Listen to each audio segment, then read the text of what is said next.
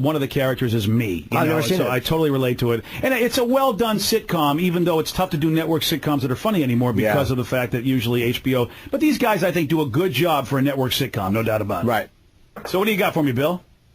The way you talked about the girl they hooked Sheldon up with, it didn't sound like you realized it was Blossom. You know what? I didn't, Bill. I didn't realize it was Blossom. Bialik, or is that her name? Yeah, what the hell? You know what? People informed me of that afterwards, and I was like, couldn't figure out how I knew her, but I just felt like she was just probably reminding me of somebody else because she looks so different.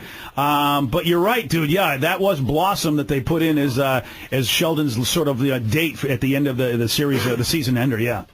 Yeah, I recognize that beak anywhere. Yeah, I totally, I was more of a Six fan myself. Yeah, I totally missed it, bro. My brain was telling me, how do I know this girl? But I just couldn't put my finger on it, and then people let me know that it was Blossom. Well, right on. All right, thank you, Bill. Appreciate it. You guys have a good one. All right, you too, bro. There you go. All right. There you go. Now you know, Jim. What? Now you know that it was Blossom. I don't even know who Blossom is. I know the name. I know the name, but I wouldn't recognize her if she walked in this room. I'm so in certain things. I did like Lost, but I'm a pop culture idiot. Well, here's the thing, though. This Blossom was what, about 10, 15 years ago? I think longer than that. Was it even longer than that? I think it was back when I was in college. So, Jim, you were probably indulging yourself in activities that a lot of us would like to do, but if you're a nerdy guy like me, you're watching Blossom rather than going out and basically, well, you know, having these experiences you get to write about. Yeah, I am 41. I wasn't exactly enjoying network sitcoms in the last 15 years. I was behaving, except for 2.5 Men. Who doesn't love when the little tyke says something? Oh, that kid's precocious. Little rascal, get out of here. Oh, yeah. Oh, so Blossom ended in 1995. Oh, did it? Yeah. Oh, God, yeah. That was a long time ago. Yeah, you know what? And I knew about it, but I wasn't watching the show because, I mean, I was a 35-year-old man back then. What the hell am I going to be watching Blossom for? Yeah, you know how creepy I felt? Sometimes you feel like I did Leno, and I did it. Miley Cyrus was the lead guest, and I was doing something else. But I waited outside a dressing room for 40 minutes to get a picture with her just to have it. But do you know how creepy you look when you're 41 waiting for a 17-year-old to come out to get a photo? You just feel creepy. And I'm not a fan, but I had to do it. I'm there with her. She's a huge name, yeah. Well, because here's the thing. I don't know if a lot of folks know this about you, but you are a collector of pictures. I love doing it. Yeah. So it doesn't even matter whether you like the person. If they're famous, you like to be there. Yeah, I got the Jonas Brothers recently. I'm not exactly a fan. I mean, sure, they're hunks, but I'm not a fan of their music. They look great in white T-shirts. Oh, come on. Yeah. But did you get the bonus, Jonas? That's the question. Did you get a picture with him? Who's that? Oh, that's the fourth brother, like the little kid that the parents of the Oops baby, I think. Of the No, there was one. Literally, if they'd all walked by me, I would have no idea unless someone said, that's the Jonas Brothers. I have no idea who they are. Oh, you got robbed, dude. Next time they come to town, make sure they get you the bonus, Jonas. I don't know if he was there. There was only 3 of them that went out to actually do the interview, so he probably wasn't there. So my woman was watching the Dancing with the Stars, and Miley Cyrus was one of the people on it. And she did like a sexy song routine, like where she was dressed kind of skanky. Well, she's sexy, yeah. But isn't that a little strange that she's like 16, 17 years old? She's 17. It gets to a point. If you're 15 or 14, it's creepy. But if you're 17, it's okay 18, now? Well, you look at the mentality of someone. She's worth almost $1 billion. She's not. She doesn't look like she's you know what I mean? She looks like somebody who knows exactly what she's doing. And 17 is fine. But it is tough, Jim, because our society says, though, that you shouldn't be involved and you shouldn't even look. I mean, granted, you don't give a crap what people say. No, I have airfare to Thailand. Yeah. No, I'm kidding. But, I mean, it is. We were talking about this the other day, the whole Justin Bieber thing. The kid is 16, but he looks 12. She's 16? Yeah. And he looks 12. And he looks 12, and women are lusting after this kid. And I'm like, how can you dig a guy who's singing love songs who looks 12? How does a woman find that attractive when you tell us men we're jerks if we marry 20 years or go out with a girl 20 years younger than us? That was the same thing as with Michael Jackson when he used to sing. When he was a kid, he would sing love songs with the Jackson 5. And it was so weird then. It's like... What I didn't get it. Like what does he know about anything except that his trying to avoid his father's fist? Yeah, exactly. That's every song he should have sang is he's punching me again. The doggone Black Earl is my black guy. I meant to say Black Earl. He's a character I know. I suck. What a good time to trip. As the show is wrapping up, I fall right on my chinless fat face. Boo! Take 2. There's no way to come back and take that one back. Let me go to Gary. By the way, Jim Norton, perfect time to tell you what a show you'll see tonight. Yeah, exactly. As I trip and bumble through every punchline. So Jim is going to be at the Showbox at the Market tonight. 2 shows. One is 21 and over. One is all ages. Both are going to be pretty much the same show. Yeah. As far as you're going to have the same Jim Norton Unleashed. And yes, at the all ages show, if you're old enough to drink, you can. And we're going to also be doing a meet and greet in between shows where Jim's going to be hanging out, and we'll be there too. So come on out and see the show. Ticketmaster.com, or you can buy tickets at the door. Let's go to Garrett and Renton. Garrett, you're on the Rock. Go ahead.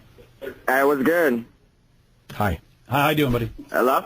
Hi, Garrett. Welcome to the show. You're ready to rock and talk what you want to talk. I wanted to get Jim's opinion on the black on black crime tomorrow.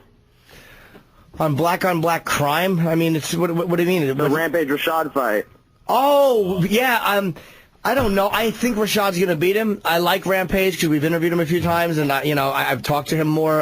So I do think that Rashad is going to win, but I don't know. Rampage is a really strong dude. I mean, I would love to see Rampage win. That's my hopes is that Quentin Jackson will become victorious.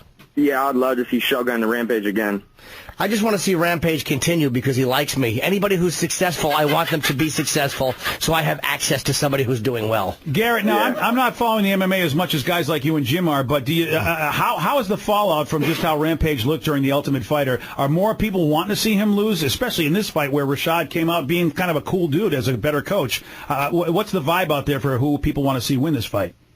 A lot of people want to see Rashad win. You know, he's got a really, really good camp. But, I mean, like, I love Rampage. I really want to see him fight Shogun again. You know what I mean? I think he's a cool guy. I think he's hilarious. You know what I mean? So Rampage is a funny dude. He really is a funny guy. He spent a lot of time in Japan. He's really honest. We were showing him porn in the studio. He didn't bat an eye. Like a lot of athletes are like, oh, get out of here with that. But he was like, oh, that's great. Because he wears glasses, but he didn't have them on in the studio, so he's got to put his face right by the monitor and look. It was really, I don't know how he fights. I'm like, how do you fight?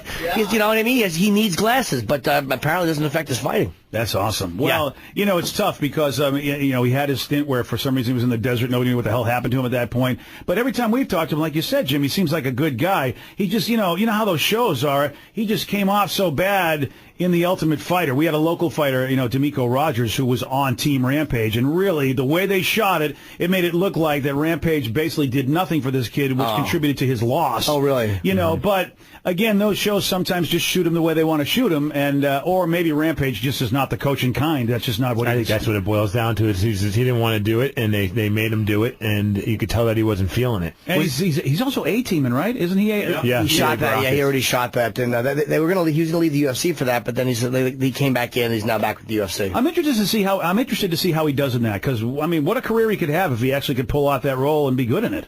Yeah, I mean, Liddell, I think, just shot a movie too. Those guys, Randy Couture does films. He's in the Expendables, I think, with Stallone. Can't wait for that flick. I really didn't want to see it, but I will see it now, and I've seen the cast. It looks pretty good. I'm a little tired of Jason Statham. It's like, we get it. You're moving quickly. I have 30 seconds. We know. You can't hate on Statham. Gotcha. It is pretty funny, though. It is so frenetic with that guy, and he's going to die before you can actually even look into your popcorn. Yeah, every movie he does, he's just, oh, here he comes, here he goes. Oh, the clock is ticking, We know. We got it. Slow down. Oh, man. All right, we got one more call for listeners on the list that I think we have time to take. 421-ROCK, 800-783-ROCK. Why am I giving the number when you're the last call? Don't know. All right, Brandon, you got about 30 seconds. Go ahead. Hey, BJ, how you doing today? Oh, you don't even have 30 seconds. Now you got 10 seconds. What do you got, Brandon? Right on. I'm a volunteer with Sensible Washington, supporters of Initiative 1068 to legalize marijuana for adults in Washington. We need everybody who can make it out to Folk Life this weekend, Folk Life Festival in Seattle. Oh, you're going to sign them up? Is that where the petition's going to be?